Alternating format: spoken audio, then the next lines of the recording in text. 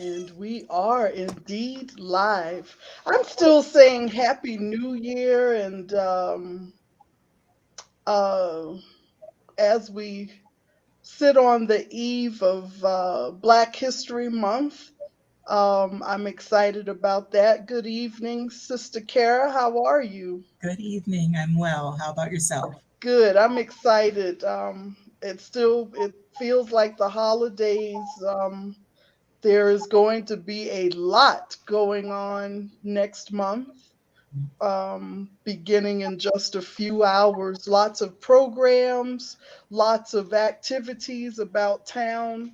So it's an exciting time, and I just want to put it out there that Black History Month is America's History Month, and even beginning with the edgy presentation or conversation that we're going to have this evening. I'm excited. What do you think about these Confederate monuments? Well, I won't share all that I think about the monuments themselves, but I will say I'm very excited for this presentation. It's always a pleasure to have the speaker with us and engage with her in this topic. So I'm looking forward to what she's going to share with us tonight. I am too, but I have to say I like the monuments. I'm always here to stir up a little good trouble. For me, coming and living in the midst of that, it helps me to know where to go and where not to go. So I think I feel kind of a little different um, than maybe most others, but I really am excited to have, I call her our favorite professor on this evening to educate and enlighten us and get us all stirred up. So, with that being said, good evening, Sister Kara, and we'll see you on the other side. All right. Thank you. And good evening to everyone who's joining us tonight. Thank you, as always, for joining us for this new conversation that will be focusing on Confederate memorialization. Joining us this evening is a repeat visitor and one of our favorite guests, Dr. Joy Giguere. Dr. Giguere is an associate professor of history at Penn State York, where she teaches courses on early and modern American history, the Civil War and Reconstruction eras, medical history, history of technology, African American history, and the history of death and mourning. Her research centers on American commemorative culture, with a two-pronged focus on the rural cemetery movement of the 19th century and the public art and memory of the Civil War. She earned her bachelor's in anthropology and music from Bowdoin College in Maine in 2003, her master's in historical archaeology and PhD in history, both from the University of Maine in 2005 and 2009. She is the author of Characteristically American, National Identity, Memorial Architecture, and the Egyptian Revival, published by the University of Tennessee Press in 2014, and is currently working on Pleasure Grounds of Death, Society, Culture, and the Rural Cemetery in 19th Century America, to be published by the University of Michigan Press. Her articles on rural cemeteries, cemetery monuments, and Confederate monuments have been published in the Journal of Southern History, the Public Historian, the Journal of the Early Republic, the Register of the Kentucky Historical Society, Material Culture, Ohio Valley History, and Markers, and Markers, the annual journal for the for Gravestone Studies. Welcome, Dr. Giguere. Unmute myself. Hello, welcome, or not welcome. Thank you so much for having me back once again. It's always such a pleasure to do the Live Back Experience community dialogues. Absolutely. I'm going to start sharing your show and you can take it from here. Sounds good. Sounds good. So tonight, I'm going to be talking about Confederate memorialization. And it does feel a little bit strange to be addressing Confederate monuments on the eve of the beginning of Black History Month.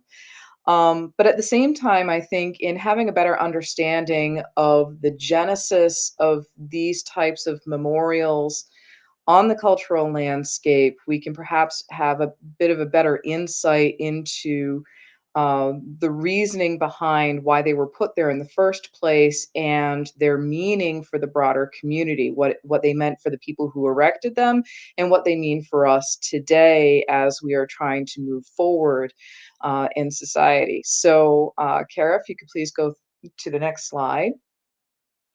So, essentially, as soon as the Civil War was over, we find that organizations started to be created across the South, specifically with the objective of reburying the Confederate dead, of having bodies removed from battlefield cemeteries and relocated into regular cemeteries for what would be considered a proper Christian burial, the marking of graves, the identification of soldiers' bodies whenever possible, and fundraising for the erection of cemetery monuments.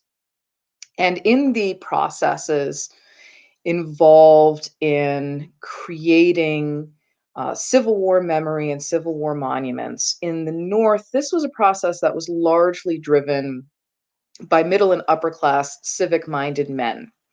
But in the South, we see that Southern white women, they take control of this process. In large part because of actually a couple of things. One, women had been the standard bearers for mourning and grieving and grave decoration already during the 19th century. They saw this really as a continuation of their traditional role. Another was that ex-Confederate white men, they were pretty much busy with the process of coming to grips with the destruction of much of the Southland, the destruction of many of their lives and bodies. So white women, they take control of this process and they create what are called ladies' memorial associations, or LMAs. Now, even before the creation of these LMAs beginning in 1865, white women across the South during the war were taking charge of soldiers' funerals and the decoration of graves and the marking of graves and putting up headstones originally made out of wood and later out of stone. So the LMAs, they really just kind of formalized this process. And it's also these groups of women, primarily women, who create the first of what are known as the Confederate Decoration Day ceremonies. So before the National Memorial Day holiday was established by the federal government in 1868, the first Confederate Decoration Day holidays were celebrated in the spring of 1866. And we see communities all across the South choosing days in May and June, largely based on dates on the calendar that were of local significance. They could be, the birth date or death date of a particular local Confederate hero, or a living, major Confederate figure such as Robert E. Lee's birthday or Jefferson Davis's birthday or things like that. So the dates actually varied. And the Decoration Day ceremony was largely, again, driven by these women to mark the burials, decorate the graves. There were sermons that were delivered, speeches that were delivered, but of course, all of this was taking place in the context of Reconstruction and shortly thereafter military Reconstruction, where any kinds of public activities that conveyed an ongoing dedication to the Confederacy was considered illegal. And so these women's groups were able to essentially fly under the radar of military Reconstruction. They are traditionally regarded as non-political actors, that mourning the dead is a non-political action, and yet they are able to be very subversive in proclaiming this devotion to the Confederate dead and thus ipso facto to the Confederacy itself through these ceremonies in the spring. And where we end up getting the National Memorial Day holidays, that a lot of Unionists in the South, as well as Northern communities, they're looking at these Confederate Decoration Days going, well, this is making us look bad. We should be doing something for our Civil War dead as well. And so this is what prompts the federal government to create the National Memorial Day holiday. And we end up having these competing Memorial Day / Decoration Day ceremonies for Confederate dead and Union dead, persisting into the 20th century. And eventually they were blended together so that the graves of both Confederate and Union dead in shared spaces and cemeteries would be decorated at the same time. And of course, Memorial Day becomes a national holiday to celebrate all war dead, not just for the Civil War. But even today, there are still communities in the South that continue to celebrate a separate Confederate Decoration Day in addition to Memorial Day. So, okay, if we could go forward a slide. Thank you. Now, I mentioned that one of the roles of the LMAs was to raise money for the erection of monuments. Now, within the context of Reconstruction, which lasts from 1865 to 1877, these monuments, which were intended to serve as general monuments to the Confederate dead, they are located specifically in the cemetery landscape. And because of so much destruction in the Confederate South in terms of the landscape and economy and everything else, the LMAs, they raised funds, but they were not able to raise anywhere near as much money as their Northern Monument Association counterparts. As a case in point, when Bostonians sought to erect a Civil War monument to the Union dead, the Boston Monument Association, they were able to raise about $200,000 in the 1870s. The women of Richmond, Virginia, created what was called the Hollywood Ladies Memorial Association, so named for Hollywood Cemetery, which was Richmond's principal upper-class elite white cemetery during the 19th century. They sold subscriptions, they raised money. They were able, once all was said and done, to raise about $19,000. And they approached the city engineer, Charles Dimmick, with a grand plan saying, we'd like to have a beautiful Grecian temple fashioned out of marble that can house a small museum inside to serve as a proper temple to our Confederate dead. And Dimmick basically told the women, well, for $19,000, I can't build you a Grecian temple, but I can dredge up stones from the James River and I'll build you a great big pyramid. It won't be fancy, it won't be pretty, but it will be enormous. And in its size, it measures 90 feet tall. It will convey the weight and enormity of our collective grief when it comes to the Confederate dead. And so the women of the Hollywood Ladies Association basically went, you've got a deal. And that's what he built. And that's what we're looking at here in this photograph. Through the reburial process that the women of Hollywood Cemetery went through in terms of acquiring the bodies of Confederate dead in battlefields around the region, including further north in Gettysburg, and having those bodies returned to Virginia, there are about 18,000 Confederate soldiers that are buried at Hollywood Cemetery. Most of them are unknown dead. And so monuments such as the one that we see here, they served the purpose of being collective sepulchral monuments for the Confederate dead writ large within their cemetery spaces. Now, the pyramid at Hollywood Cemetery is a particularly imposing and impressive example. But if we go forward to the next slide, please. Many cemeteries across the South had much smaller monuments by comparison. Now, what's really kind of interesting here with what we're looking at, here we have two monuments to the Confederate dead that were erected at Lexington Cemetery in Lexington, Kentucky. Now, for those of you who are familiar with your Civil War history, you might be scratching your head right now going, wait a minute, Kentucky was a Union state. And yes, it was. There were 4 border South slave states that remained loyal to the Union for the duration of the war. These were Kentucky, Missouri, Maryland, and Delaware. Now, I think one of my favorite statements of Abraham Lincoln during the Civil War was, I'd like to have God on our side, but I must have Kentucky. Because the northern border of Kentucky was the Ohio River, which if Kentucky seceded, then Confederates would have a direct line of advance over into Union territory. And there had been a great deal of conflict within Kentucky about will we, won't we, in terms of secession. And ultimately, conservative Unionists, they were for the Union, but also pro-slavery, they held sway. And so Kentucky remained loyal to the Union. That being said, even though Kentucky was technically Union, the population itself was intensely divided. And so while Kentucky remained in control of the Union and occupied by Union forces throughout the duration of the war, we see a very active pro-Confederate, pro-secession memorialization process that takes shape even as the war was going on. And once the war is over, all bets were off. Kentucky never had to go through Reconstruction because it wasn't a Confederate state. And so all of those pro-Confederate forces, they come out in large numbers after the end of the Civil War, and they start decorating the graves of the Confederate dead, participating in Confederate Decoration Day, raising money for Confederate monuments, such as we see here. And ultimately, across the state of Kentucky, there were 72 monuments to the Confederacy and the Confederate dead erected over the course of time. Only 2 were erected to the Union and the Union cause.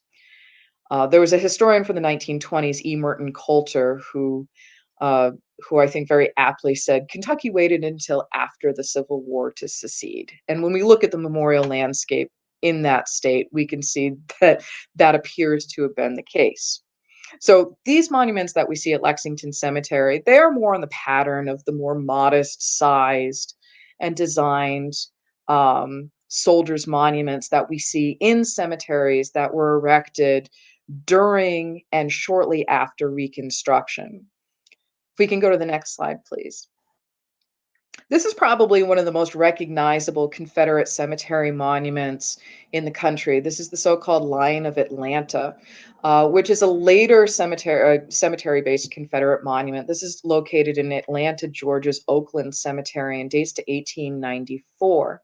And as we see, we have the figure of the dying lion with the fallen Confederate battle flag.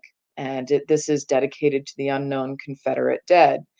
And if this figure looks familiar, even if you have not seen the Lion of Atlanta, we can go forward a slide. Perhaps you recognize this. This is the Lion of Lucerne. This is located in Lucerne, Switzerland.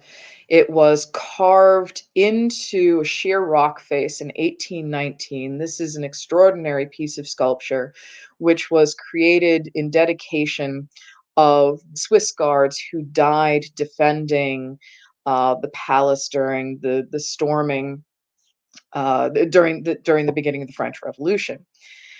And we see copies modeled off of this dying heroic lion that conveys a real sense of martyrdom. And that's one way that we could perhaps read the Lion of Atlanta. If we could go forward a slide, please.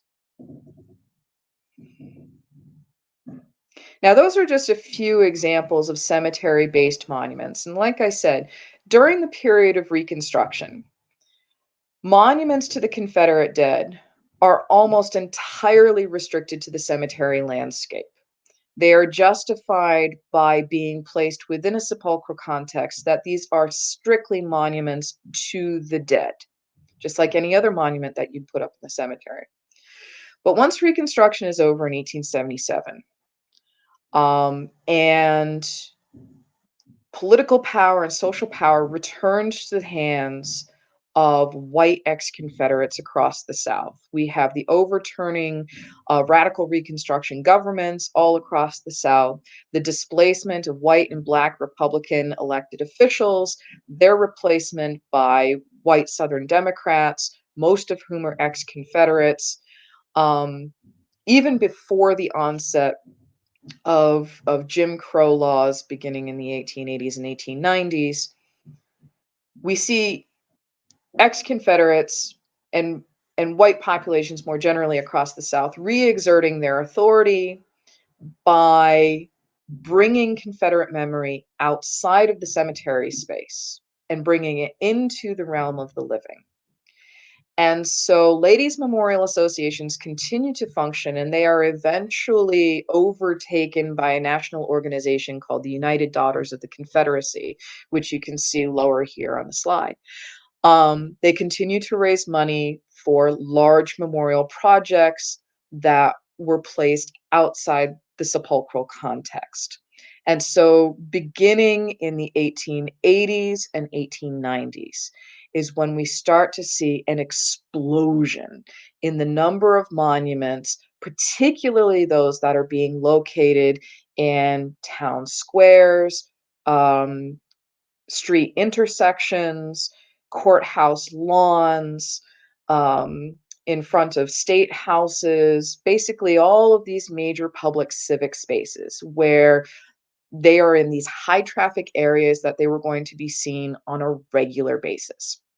And it's in the same period of time that we see across the South and actually across the nation the establishment of Confederate organizations that help to promote Confederate memory and help to promote and perpetuate the narrative of the lost cause. And the narrative of the lost cause, simply stated, is the story that um, secession was not due to slavery, that the antebellum South had been a place of perfect racial harmony, that slavery had been an inherently benevolent institution where there was a loving yet unequal relationship between whites and blacks, that white Confederates had not fought for slavery, but for other higher ideals, such as fighting against a distant, corrupt government that sought to control the states. Um, and really, at the center of the lost cause narrative and really the lost cause mythology is this whole line that the South was right in their goals, that they were right in their ideals, that they were fighting for a righteous cause, and that God had been on their side.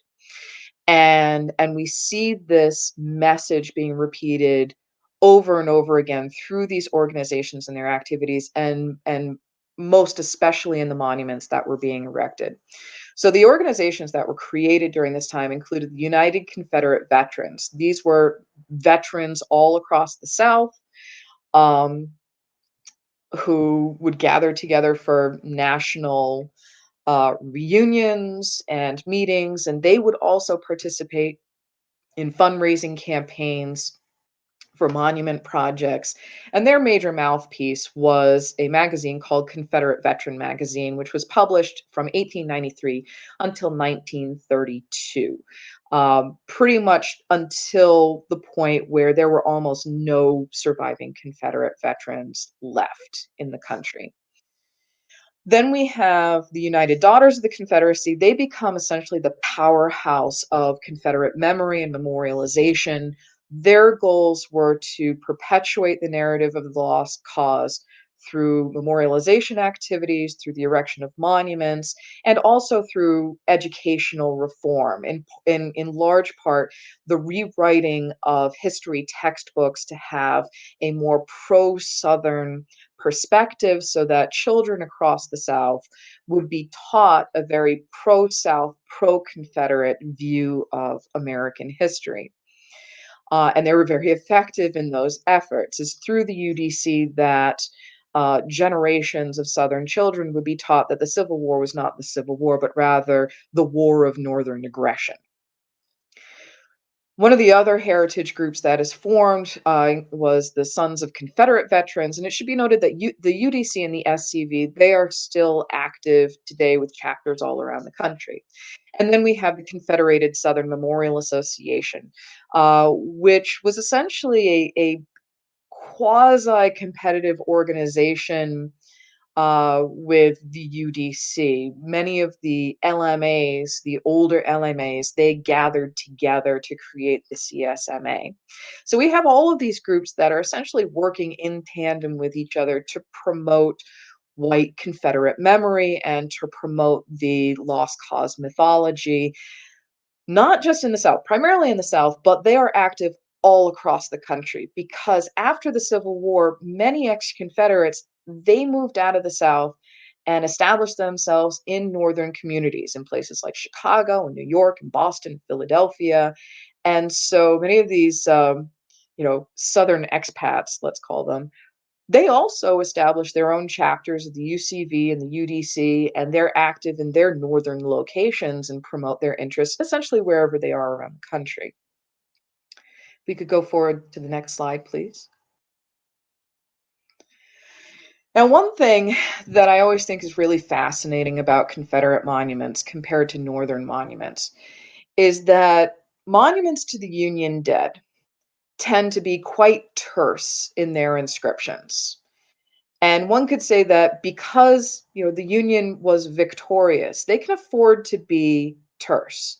Their inscriptions could be short, sweet, and to the point, because that really is the Union narrative.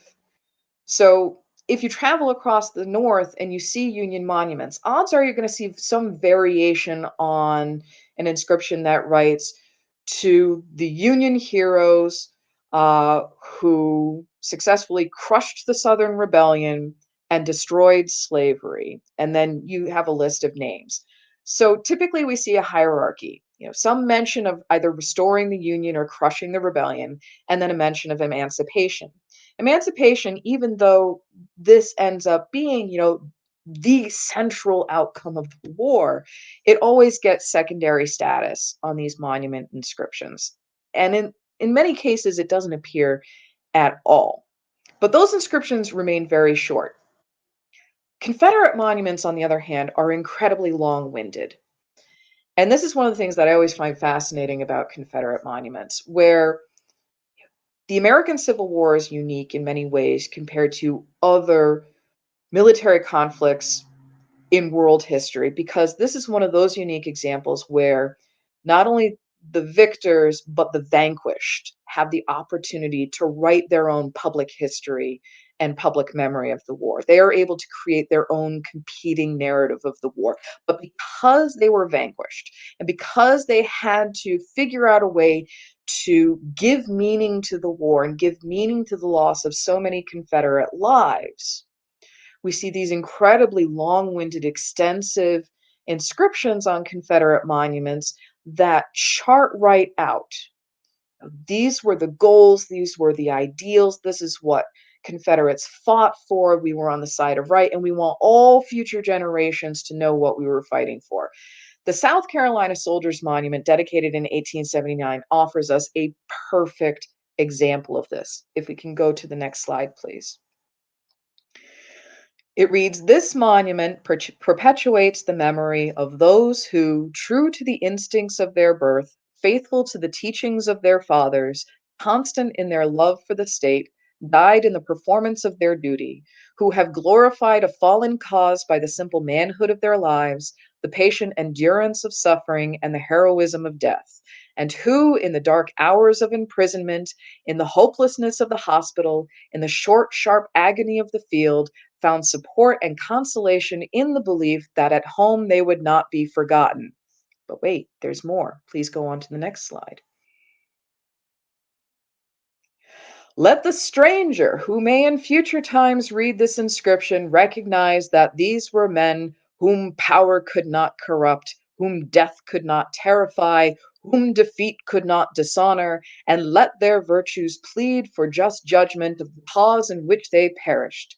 Let the South Carolinian of another generation remember that the state taught them how to live and how to die, and that from her broken fortunes she has preserved for her children the priceless treasure of their memories, teaching all who may claim the same birthright that truth, courage, and patriotism endure forever."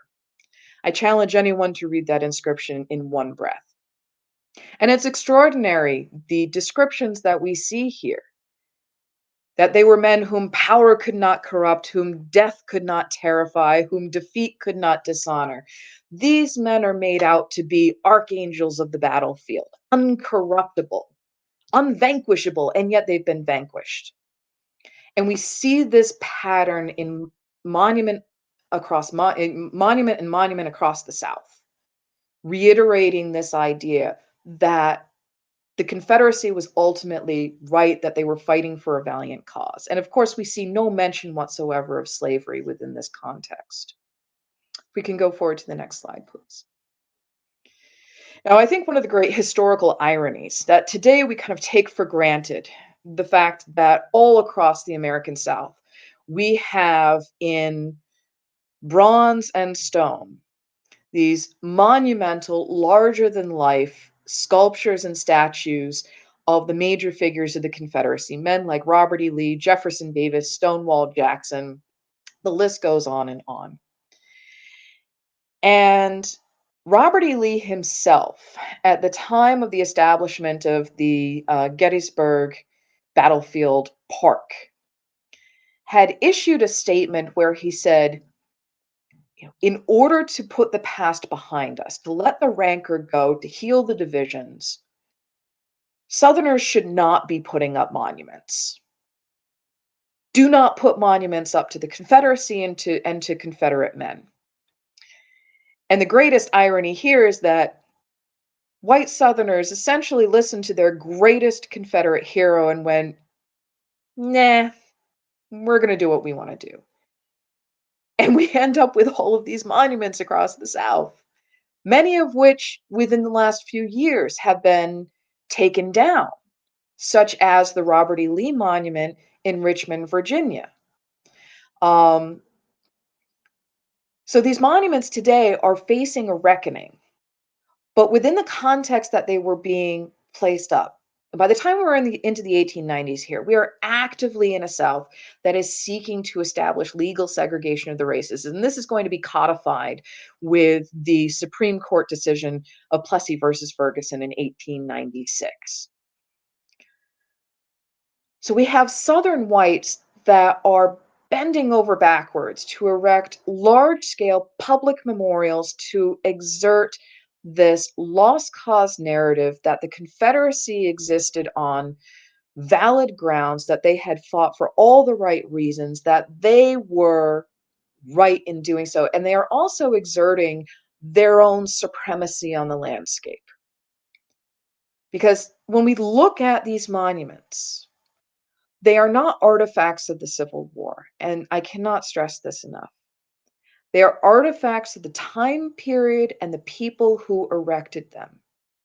And so when we start to see this explosion in monuments beginning in the 1880s and 1890s, this is Southern whites who are reasserting their authority over a post-Reconstruction South. They are fashioning their own public history and public memory of the war, and they are placing these symbols of white manhood and essentially white power all across the Southern landscape. If we can go forward to the next slide, please. Also on Confederate Monument Avenue in Richmond, Virginia, we have the Jefferson Davis Monument, which was dedicated in 1907. If we can go to the next slide.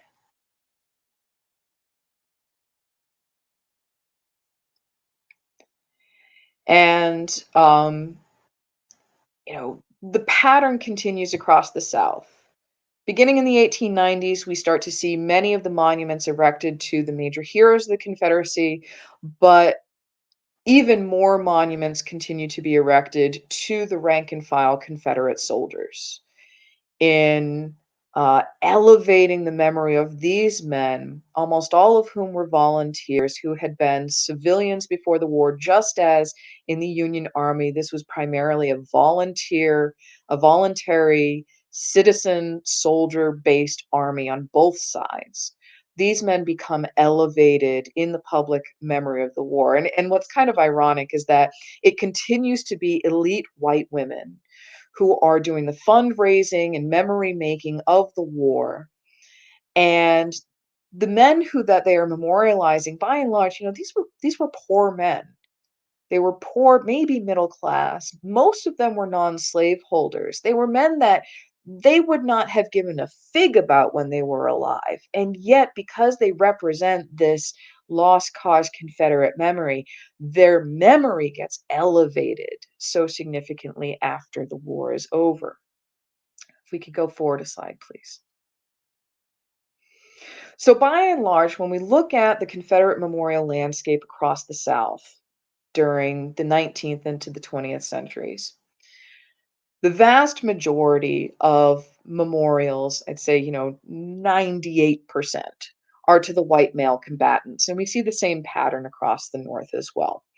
There are, however, a certain number, much smaller in number, monuments to African Americans uh, and Confederate women. Now, the memorials that are erected in the South that are dedicated to the contribution of African Americans, these fall under the category of what are called, faithful slave memorials. So these are monuments that tie into the lost cause narrative of the benevolent and loving relationship between masters and slaves. And it elevates the image of the faithful slave who stayed true to their masters and mistresses, who were dedicated to their plantations, who stayed put, they did not flee, they helped to defend the plantation, they continued to work the land, to support their masters and mistresses throughout the duration of the war. And we see a small handful of these faithful slave memorials or larger Confederate monuments that have either language or images that call to mind the memorialization of the faithful slave figure. And then we also have, beginning in the 20th century, the erection across all of the ex-Confederate states, as well as a couple of Union slave states, most particularly Maryland and Missouri, of women's Confederate memorials.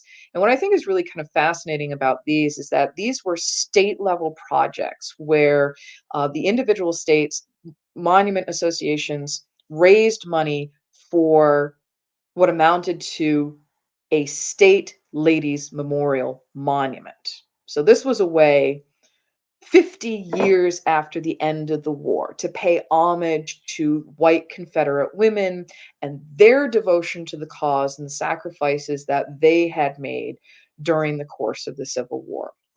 So if we go forward a slide, we'll see an example of what is perhaps the most well-known faithful slave monument in the South. This is located in South Carolina. It's a fairly simple marble obelisk. On the base, it has a dedication to the faithful slaves.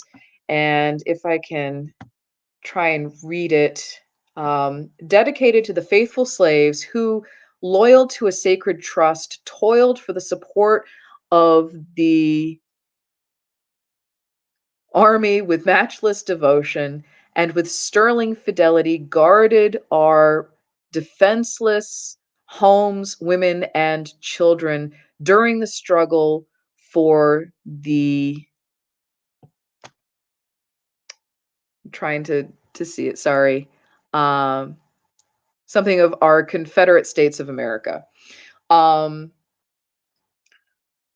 so it's a fairly short inscription, but the idea there is that, they are paying homage to the enslaved African Americans in this particular area who were regarded as being faithful, who stayed put, who supported the local plantation.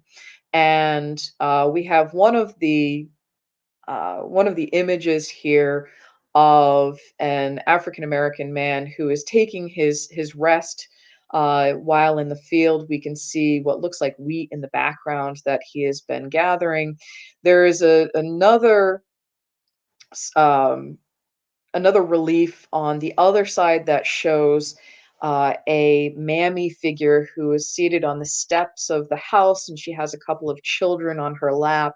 So these are images, faithful slave images, that become essentially the typical stereotype image of the faithful plantation slave that gets reiterated over and over and over again, not just in memorialization, but even in American popular culture. This is part of what I like to call the Gone with the Wind version of the Civil War. It popularizes that image of, those slaves who stayed put because they were faithful, because they were part of an institution where they were cared for and they were ultimately content and happy with their situation. So, like I said, this is why we call it the lost cause mythology that the South creates. If we could go forward to the next slide, please. So the next few slides are going to be some examples of the Ladies of the Confederacy monuments. Sometimes they're referred to as the Ladies of the Confederacy or the Angels of the Confederacy monuments. Here we have the South Carolina Ladies of the Confederacy Monument, which was dedicated in 1912. And we see a fairly similar pattern with these sculptures across the South. We have a seated woman of the Confederacy where she has an open Bible in her lap. And then we have an angel honoring her and holding a laurel wreath of honor aloft above her head. And in this particular example, we have a couple of these little putti cherubic figures on either side of her. We could go to the next slide, please. Here we have the monument to the North Carolina Women of the Confederacy, erected in Raleigh, North Carolina, dedicated in 1914. So we have another one of these Ladies of the Confederacy seated with the open Bible on her lap, and what looks to be either her son or perhaps even her grandson, who is holding what is likely to be his father's saber. So it's his father who is going forth to fight in the war, and her son is, essentially kneeling there and standing by, waiting for him to come home and with honor. But I think probably the most profound example is on our next slide.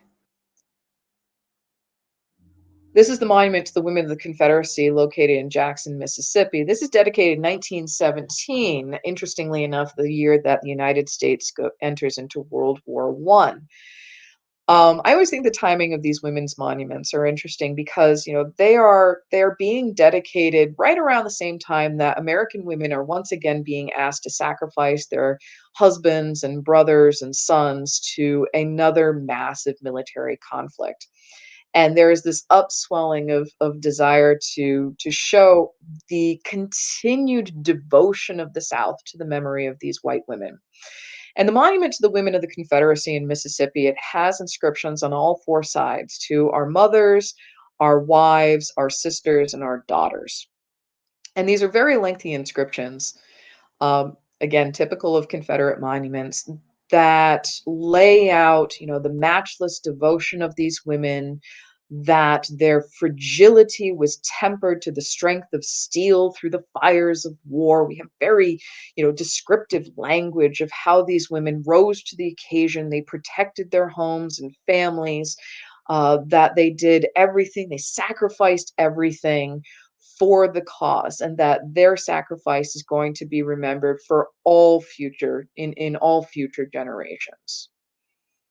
If we can go to the next slide, please. Now, initially when Arlington National Cemetery was established, and it was established on the confiscated property of Robert E. Lee, the burial of the Confederate dead was not allowed. And then in 1898, and the care for the graves of Confederate soldiers remained in the hands of Southerners themselves. And this was a large part of where the LMAs came in. Southern white women, it was their responsibility to care for the graves of the Confederate dead, because whereas the federal government was in charge of caring for the graves of Union soldiers, they had a hands-off approach to Confederate burials. And so we have this period of over 30 years where white Southern women are in charge of caring for the graves of the Confederate dead. And then in 1898, President William McKinley gives a speech in Atlanta, Georgia, where he says, "The time has now come in the evolution of sentiment and feeling under the providence of God when, in the spirit of fraternity, we should share with you in the care of the graves of the Confederate soldiers." So he essentially says it's time for the federal government to care for the graves of the Confederate dead, because through Reconstruction, through reunion, through reconciliation, ex-Confederates are no longer considered traitors, but they are considered once again to be fellow Americans. And that whether they fought for the Confederacy or not, they needed to be treated the same as other American soldiers. And this, of course, is happening right around the time, right right around the time of the Spanish-American War, where there is a massive upswelling and reinforcement of the goals of not just reunion but reconciliation between white Americans from both the North and the South. And so, ex-Confederates, they react to this. The men react across the South with great enthusiasm. The women less so, because they see the federal government is essentially trying to take control of what they'd been doing for the last 3.5 decades. But they eventually come around to the idea, and at this point, the United Daughters of the Confederacy, they've been very active in fundraising, and they're great at raising money for large memorials. And so they begin a campaign for the erection of a Confederate Soldiers monument at Arlington National Cemetery. And this is known as the Peace Monument in Arlington. And I remember visiting this in January of 2018, and all I could think of as I walked around it and photographed it was that this was Gone with the Wind rendered in bronze. We have a very romanticized vision of soldiers going off to war, husbands parting from wives, but there's one particular section. If we go to the next slide, here we have that image recalling again that narrative of the faithful slave. We have the figure of the mammy who is holding the baby for its father to kiss him or her goodbye as he heads off to war. It's not the mother who is holding the child, it's the mammy who is holding the child. It's the mammy who plays the central role in caring for the children who are left behind as their fathers go off to war. So like I said, you look at this monument, you look at the imagery, and it just calls to mind these popular Gone with the Wind style images that we have become so accustomed to in the 20th and 21st centuries. Now, this monument was dedicated in 1914, and President Woodrow Wilson, he gave one of the principal addresses talking about the significance of the moment and of the event and of the coming together of Americans once again. And the head of the Confederate Veterans Association, Bennett Young, he was there, and he delivered an address where he essentially was unapologetic that Confederate veterans were not going to apologize in any way, shape, or form for their role in fighting in the war and in fighting for the Confederate cause. And many historians look back on, the success of these monuments across the American cultural landscape and of this lost cause narrative. And there is a certain degree of consensus that, the Union won the war, but the Confederates, they won the peace, where reconciliation happened largely on ex-Confederate terms, essentially in the willingness of Northerners to acquiesce and allow the vanquished to create their own narrative of the war and why white Confederates fought. If we could go forward a slide, please.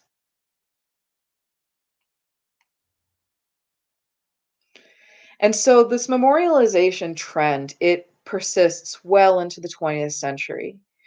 One of the monuments that I've written about, that I have an article published on, is the Jefferson Davis Monument that was erected in Fairview, Kentucky. This is the birthplace of Confederate President Jefferson Davis. And the Monument Association that was formed, they sought to erect a monument to the Confederate president that would be second only to the Washington National Monument in size. And this monument is over 350 feet high. It's built of unreinforced concrete, and if it looks familiar, that's because it's designed in the same style as the Washington National Monument. So there was a desire to honor Jefferson Davis in an identical fashion to the ways in which Americans had previously looked to honor the father of the nation, George Washington. And this monument was constructed in the period from 1917 to 1924. And then if we go to the next slide, please.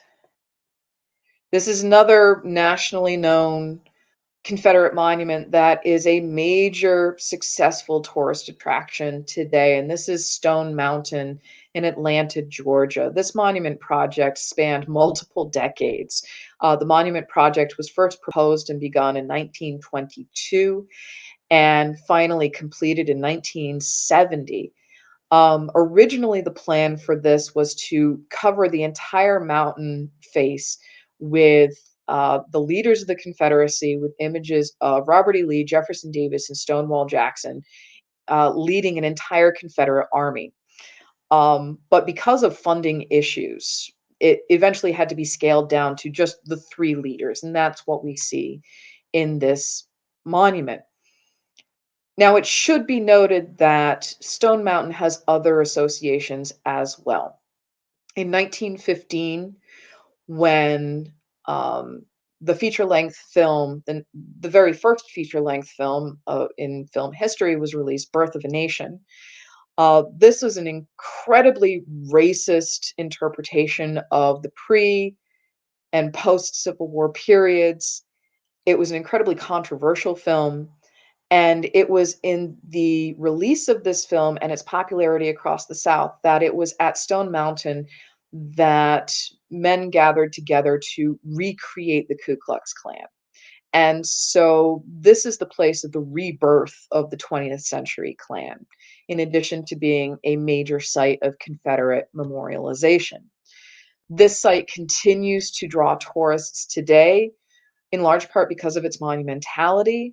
But it's also a space that, if you read descriptions of the location, they really kind of play up the popular Gone with the Wind stuff with, the big hoop skirts and, the antebellum imagery. And there's a big light and sound show that they show on the face of the monument. And they've tried to modernize it by including, the long history of the South and its development, and going into the civil rights movement, and showing Black history as well as white history, supposedly to serve as a counterbalance here to the Confederate symbolism. The effectiveness of this is, of course, debatable. So if we can go to the next slide, please. Here we have a close-up of those three central figures. And if we can go to the next slide. Now, obviously, I haven't talked about the whole scope of Confederate monuments and memorialization, and hopefully we have time to get into whatever questions people have who are watching tonight. But one good handy resource is the Southern Poverty Law Center published their study titled "Whose Heritage? Public Symbols of the Confederacy" a few years ago, and they've been adding to their database over the last few years. And last I checked, they were up to 1,503 Confederate place names and symbols located in public spaces across the South. And they've further divided down according to monuments and statues, public schools that are named for Confederate figures, 80 counties and cities, 9 official Confederate holidays, and 10 U.S. military bases named for Confederates. They also have a running list of how many monuments and place names have been removed, renamed, relocated, and so on and so forth. But what I think is really great that they include in their study that you can find on the website is, if we go forward, there's this wonderful visual graph that I think is really excellent in helping to visualize the peaks of Confederate memorialization. So as we can see here, we essentially have 2 significant waves of Confederate memory making that are nowhere near chronologically to the immediate aftermath of the Civil War. So the first major wave is in the period from the 1890s through the 1920s. Really the height of the implementation of Jim Crow, the height of white on black terrorism and lynching across not just the South, but after 1915 across the nation as a whole. And then with the onset of the Great Depression, we kind of see it dips off, and we have, very little through the 1940s. But then with the beginning of the modern civil rights movement following the Brown versus Board of Education decision in 1954, this is when we see our second major wave of Confederate memorialization and the public display of Confederate symbols such as the Confederate battle flag. And this is all done in opposition to the goals of the civil rights movement. So, as I said earlier, these monuments, they're not artifacts of the Civil War. They do not convey the actual history of the Civil War, but these are artifacts of the people and the time periods when they were erected. They are artifacts that convey to us the feelings and the motivations of what their sponsors were trying to convey, the public history and public memory that they wanted to fashion for future generations to read and to digest and essentially develop their understanding of the war. And this is, of course, separate from the actual history of the war based on documentary evidence and things like that. So that is my final slide. That is all I have for this evening. So now I'm, happy for us to have our Q&A session.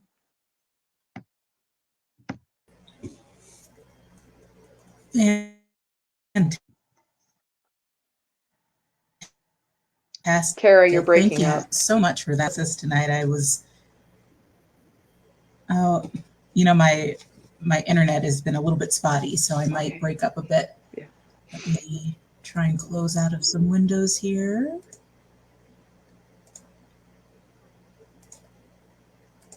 In case that helps a little bit. So to start off, I want to start actually right at the end of what you were sharing about those two peaks that were seen. And I was actually reading an article right before this that was talking about the numbers of memorials throughout the nation, and was particularly focusing on the naming of schools, and that peak that was seen starting in 1954 in schools that were named for Confederate leaders. Yeah. And the article stated that this was another tool in the segregationist arsenal to politically signal resistance to integration. So I'm just curious what your thoughts are about this resistance through naming, this resistance through memorial, and perhaps your thoughts on that in parallel to the rise in the call for namings related to abolitionists or civil rights leaders that started in the 1990s. How are we really engaging in these memorials as tools of almost ongoing political warfare? Well, I think what it, in large part, it has to do with this, especially looking at, the period of the 50s and 60s.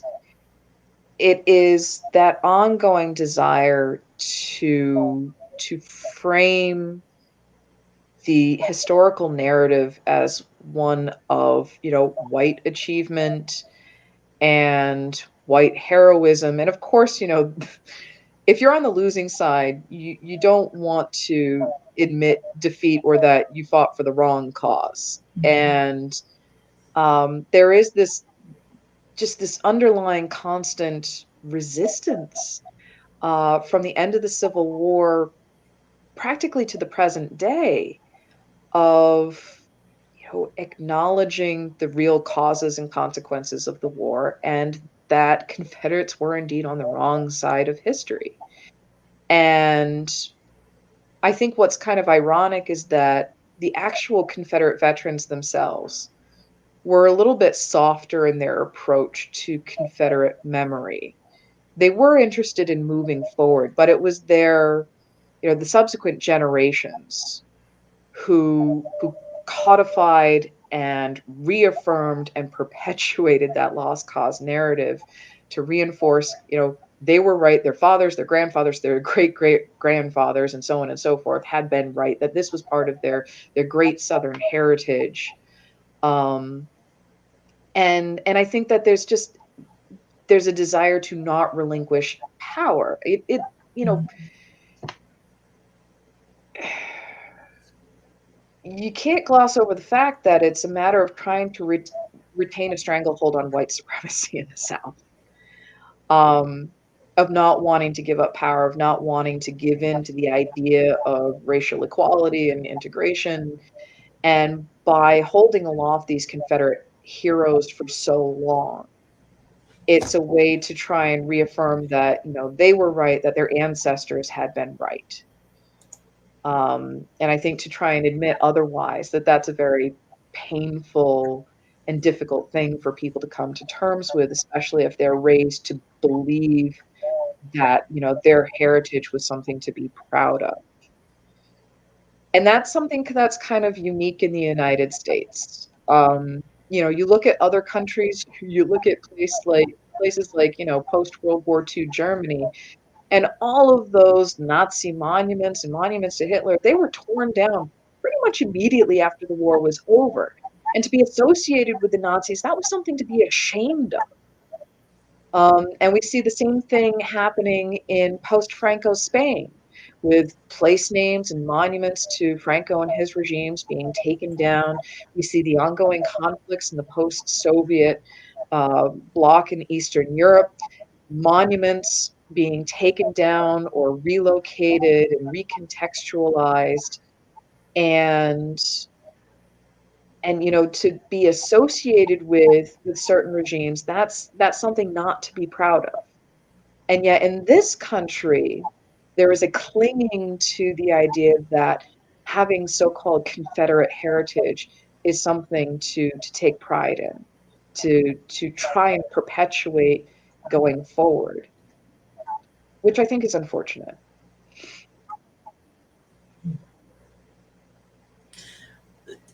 Along those lines, what do you think that says about our national relationship to both history and memory, especially as you were saying, in comparison to those other nations around the world who really did have that reckoning with acknowledging that we were on the wrong side of history here, or this was wrong.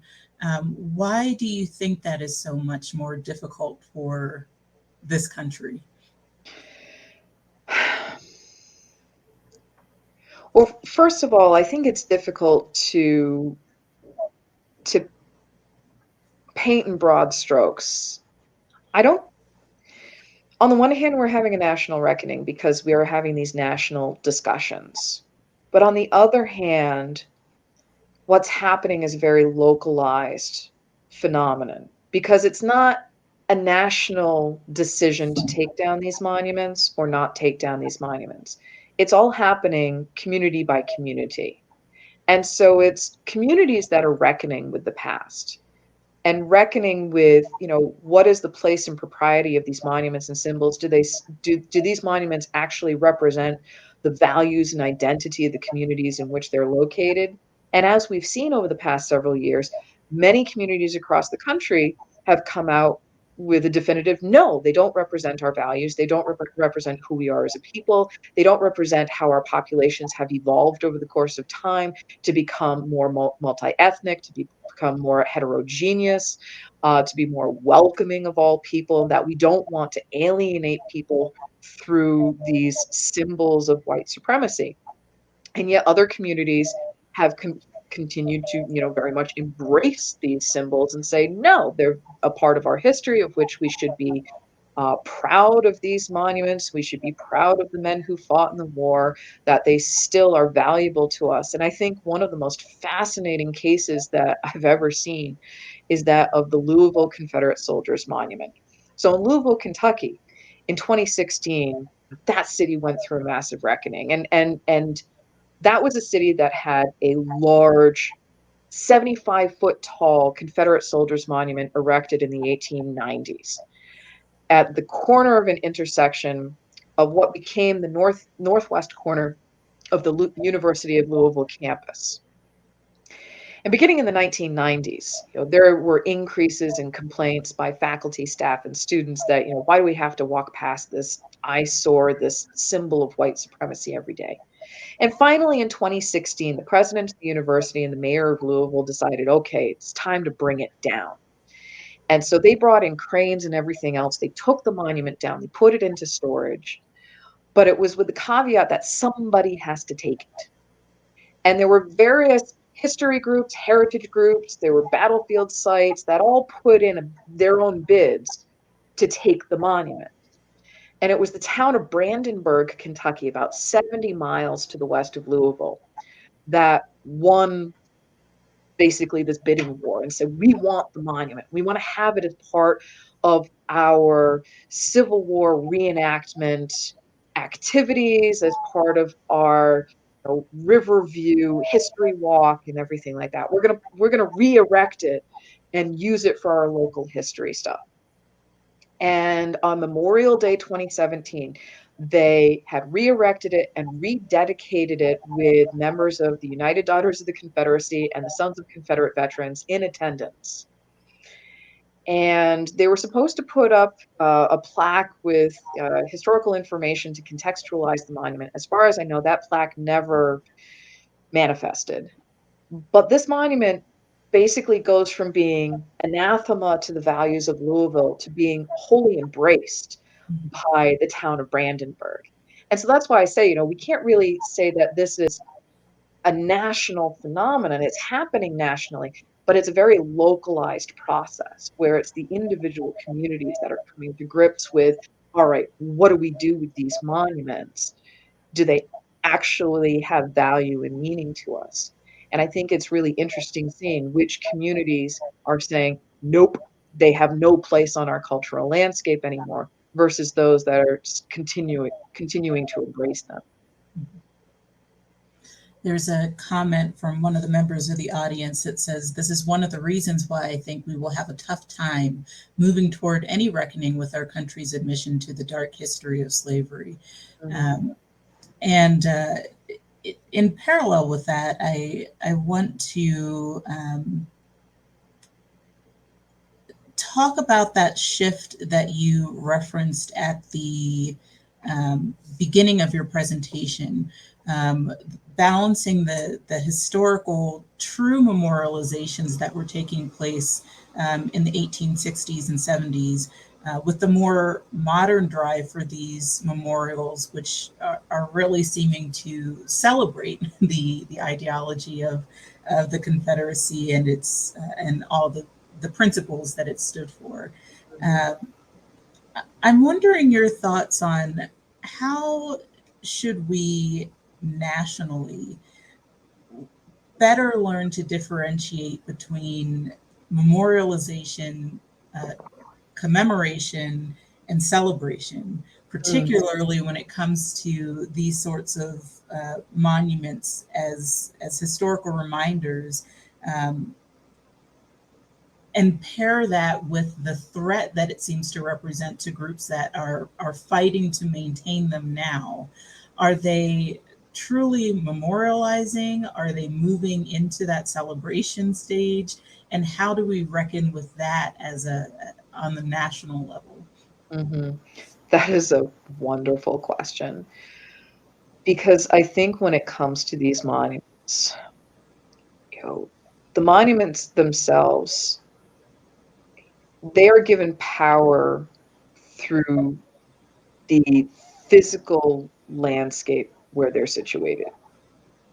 And so in many respects, if they're located in a cemetery, you can, make the leap to depoliticize them and say, okay, they are in a sepulchral context. And even if, you completely disagree with whatever values were held by the Confederacy, that these are monuments to the dead. But to have them in public spaces, that is a space where you're not memorializing the dead. You're celebrating the Confederacy. And you're, excuse me, sorry. And you're celebrating and upholding and perpetuating the narrative of the lost cause by having them in those public spaces. And people say, well, you know, you need to be able to see these monuments so that you can learn history. No, you really don't. Because the monuments themselves are not teaching history. The monuments are teaching a very curated interpretation of the past that speak more to the motivations of the people who made them than to the actual history. You know, you want to learn Civil War history, you crack open a book, go to a museum, visit a battlefield. But a monument outside of any other historical context really isn't going to teach you history.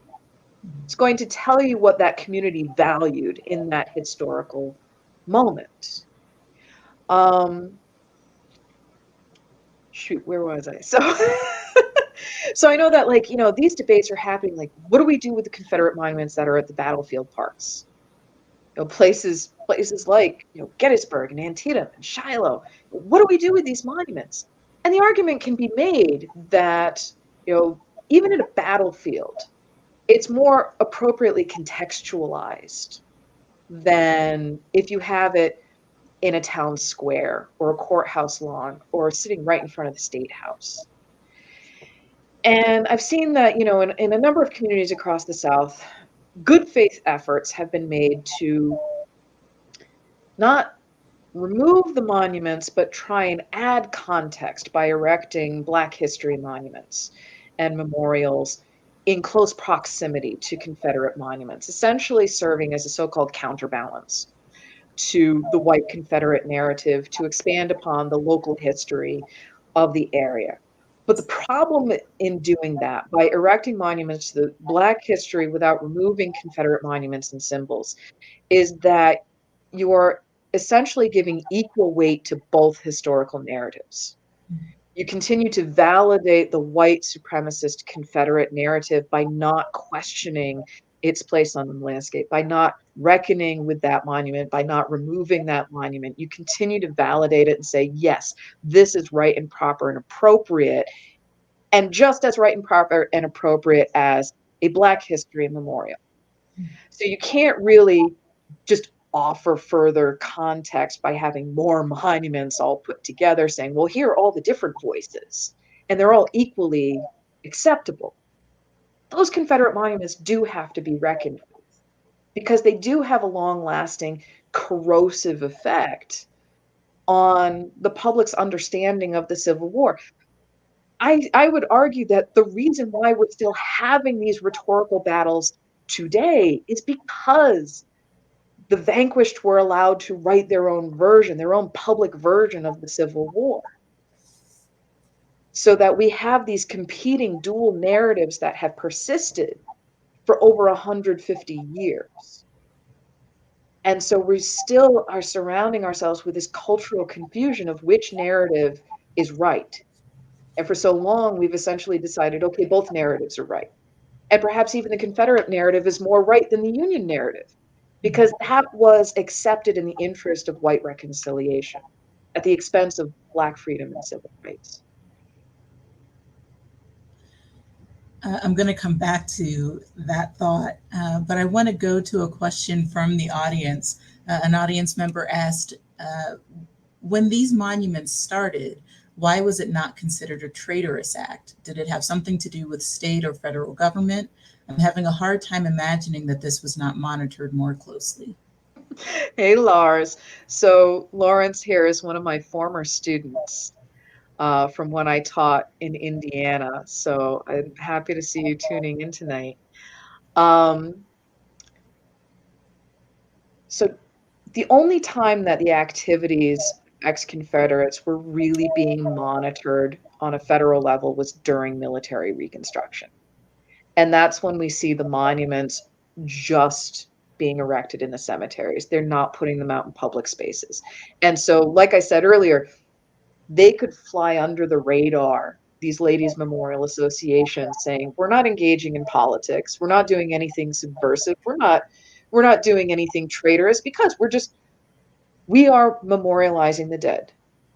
These are expressions of grief and bereavement and nothing else, which you could call BS on. But that's essentially the message, the public message that was being conveyed. Once military reconstruction was over in 1877, the federal government had no intrusive influence on the activities of the South. And yeah, there were some northern groups and the Grand Army of the Republic especially. They were not thrilled with Confederate memorialization. And as long as it was, okay, to the soldiers, all right, fine, fine. We actually see the erection of some Confederate monuments in the North. And that, there are cases where divisions of the GAR, they blew their top on that. There's one particular case in Chicago where a Confederate monument was erected in one of the major cemeteries for Confederate prisoners of war who had died in Chicago. And the Grand Army of the Republic, many of those chapters, they were just absolutely out of their minds, upset with the idea that monuments to traitors were going to be erected on northern soil. That's where they really got themselves wound up, is when there were Confederate memorial activities taking place in northern communities. But as long as it was happening in the South, it was kind of like, all right, we'll overlook that. It's fine. Because in the interest of we're reconciliating and all soldiers had value in the war. It was the idea of, okay, Union soldiers and Confederate soldiers, we're going to respect each other for our common sacrifice. They're willing to go along with it. And the federal government really didn't care what ex-Confederates did once Reconstruction was over. As Lawrence said, gotta love a loophole. Yeah. So speaking of that pacifying effort in order to restore those relationships, the pacifying of the Confederacy to restore relationships, I was thinking about your presentation in relation to a lot of the conversations that we're having today. That idea of let's validate both sides. Let's not make anybody uncomfortable. Let's just have peace. And I can't help but think about it in particular in comparison to the conversations around critical race theory and the banning essentially of historical discomfort for certain segments of the American population. So I'm curious how you view that parallel, and what is the danger of this competing narrative, as you phrased it earlier in your presentation, in attempting to avoid the uncomfortable aspects of our history and reckoning with it. What are we risking by doing that? Mm-hmm. As you were framing your question there, all I could think about is the recent action in the state of Tennessee to ban the graphic novel Mouse, which teaches a history of the Holocaust. I think this is a pattern that we see running throughout American history. There's a certain avoidance of the dark underbelly of things. And there's always a desire, there needs to be consensus and all sides need to be validated and heard and listened to and appreciated. And quite simply, when you bend over backwards so much to validate all narratives, then I think it ultimately has a corrosive effect on the public's understanding of actual right and wrong in history. Because here's the thing, if you buy into the lost cause narrative and you buy into the line that's given by Confederate heritage groups and all this other stuff that, it's about heritage, not hate, and all this other stuff, it obscures the simple fact of the matter that Southern secession and Civil War was 100% over Southern states' desire to continue to perpetuate the institution of race-based slavery. in the aftermath of Abraham Lincoln's victory in the 1860 election. You look at the language of the Articles of Secession that were issued by each of the states, and they lay it out in black and white terms that they are seceding because they fear that the federal government is going to move to abolish slavery. And we see it in Vice President of the Confederacy, Alexander Stephens' cornerstone speech, which he delivers in March of 1861, that white democracy rests upon the cornerstone of black enslavement, that the equality of white men must have with it black enslavement. Confederates are very clear at the beginning of the conflict of why they seceded, why they created the Confederacy, that they were creating a slave-holding republic. And the narrative had become so twisted after the fact to diminish and eliminate slavery as the driving force. This creates an enormous cultural confusion. And all it does is perpetuate conflicts over the course of time. Instead of coming to grips with, the actions of Confederates, the motivations of the Confederate governments, state level governments, and the Confederate government as a whole to protect and preserve the institution of slavery, instead of reckoning with that and saying, all of this was wrong, all of this was incredibly immoral, and it lasted far longer than it ever should have, and that the gains of Reconstruction should have held true instead of being abandoned and reversed, and then living with Jim Crow segregation and African Americans in second class status. This is what happens when you validate this alternative narrative. It causes ongoing misunderstanding, and it perpetuates not just white supremacy, but the suffering of African Americans who were supposed to have freedom and civil rights in the aftermath of the war. And yet we continue to fight these battles for true social equality, for true equity in American society. And it's because we cannot agree on the actual history and lay the blame where it belongs. And I hope that makes sense. Absolutely, yes.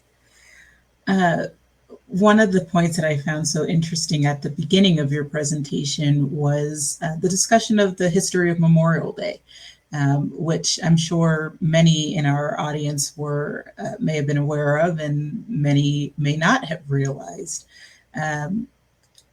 How do we reconcile that history with our modern celebration? I think it may be safe to say, I don't want to speak in absolutes, but I hope it would be safe to say that our modern celebration of Memorial Day is not meant to be a celebration of its Confederate history.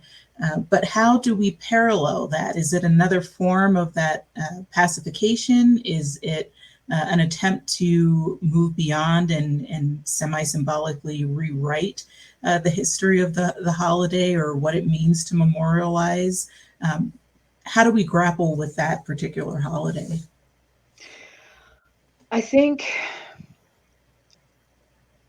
well, I think on the one hand, it's a positive good that over the course of time, the Memorial Day holiday has evolved to encompass the war dead from all wars, not just the Civil War. So I think for many Americans today, when they think of Memorial Day, they simply think about this is the day where we honor the ultimate sacrifice of soldiers in all wars in which Americans participated. And this encompasses the American Revolution through the wars in Iraq and Afghanistan.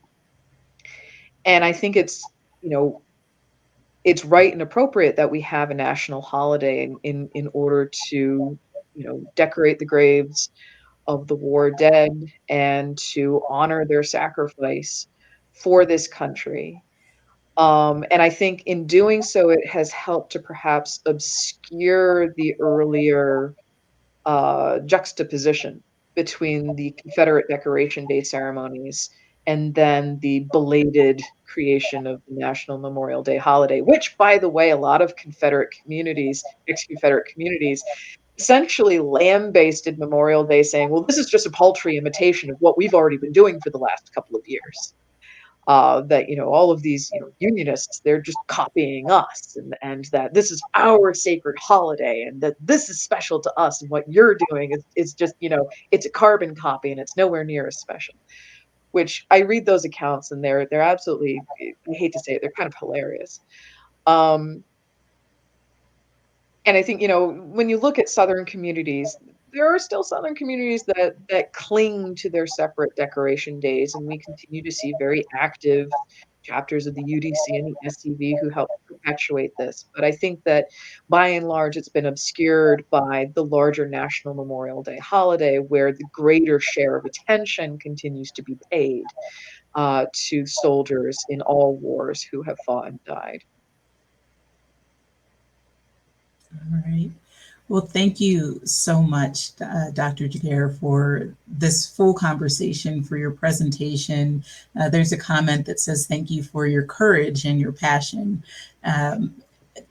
It's always a delight speaking with you and hearing your perspectives on all of this. And we certainly appreciate the honesty that you bring to the conversation and shedding a brighter light on the history that we sometimes shy away from. To our audience, as always, we say thank you for joining us. I want to just remind folks that some of the topics that we spoke about this evening have been covered in past LBE sessions, including several from Dr. Giguere, or that you were involved with. So we encourage folks to go back and rewatch those as well and keep digging into this history. It's so important, especially here we are in the cusp of starting our celebration of Black History Month. And it's an opportunity, I think, for us to take a new lens and a new look at the history that we are celebrating in that month, but also take a closer look at some of the history that we are not as comfortable looking at, and try and figure out how we actually come to terms with that as part of our national reckoning. As was just stated in the comments, Black history is America's history. And we hope that everyone will join us throughout the month of February as we celebrate with these sessions, with other celebrations that will help to shine a light on that history as well. Until next time, we thank everyone for joining us. Thank you again, Dr. Giguere. And Thank you so much for having me. Yes. And as always, we wish our audience to go out, be well, and go in grace.